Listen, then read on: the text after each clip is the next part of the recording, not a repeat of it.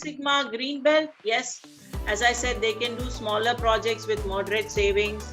They also follow DMAC. They will review the approach periodically with Black Belt and Master Black Belt. They will also provide inputs to Master Black Belt during selection of projects. They will always report on any barriers, etc., which they notice, the roadblocks and so on.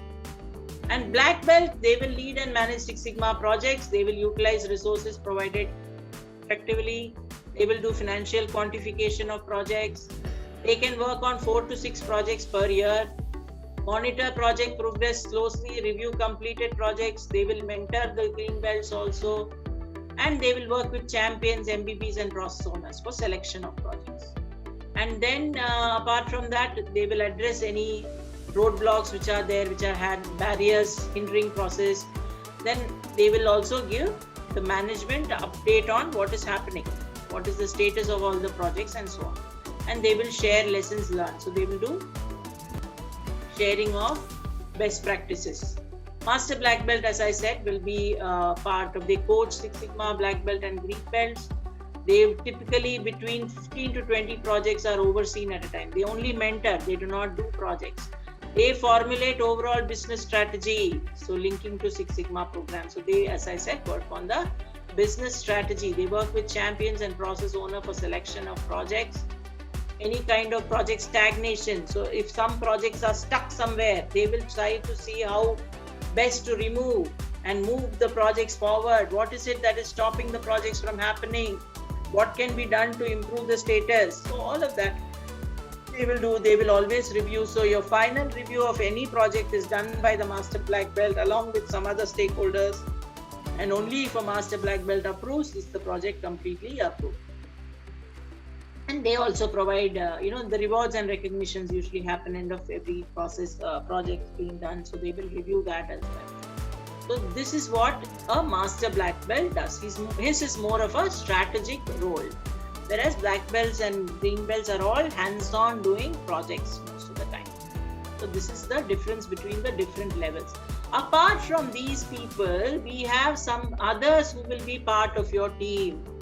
Not only will they be Yellow Belt, Green Belt, Black Belt and Master Black Belt, when you do a project either as a Green Belt or as a Black Belt, you will have certain other people who will be part of your team. Who are they?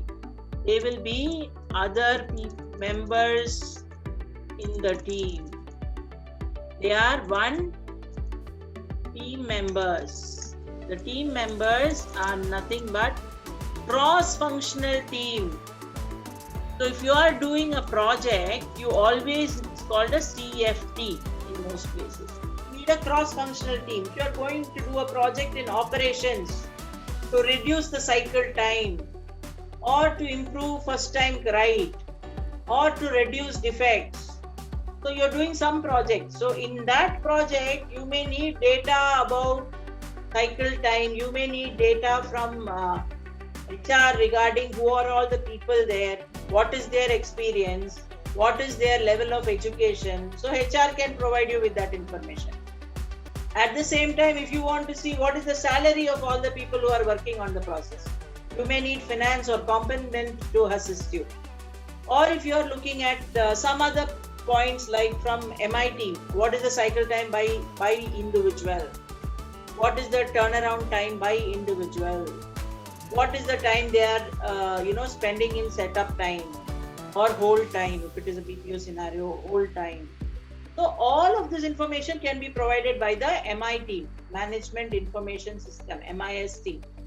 So you may need members from cross-functional teams like quality may be there, people from training may be part of your project, people from MIS will be part of your project, people from finance, people from HR, and you may also need help from admin and facility management to be part of your project. So always you will need a lot of team members in your team which will be part of a cross-functional team. They will have their regular jobs and will come together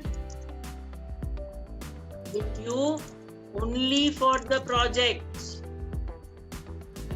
They will not get certified. So you have to ensure that they are rewarded and recognized at the end of the project so that they will help you in another project. If you don't give them anything, if they help you on this project, you say thank you very much, bye-bye. Do you think next time if you call them for working on a project, they'll come? They come. Many people will say, hey, aur koi kaam nahi hai kya? And they'll go. They may not come. So that is why we have to make sure. It is human tendency, right? All of us like to be rewarded.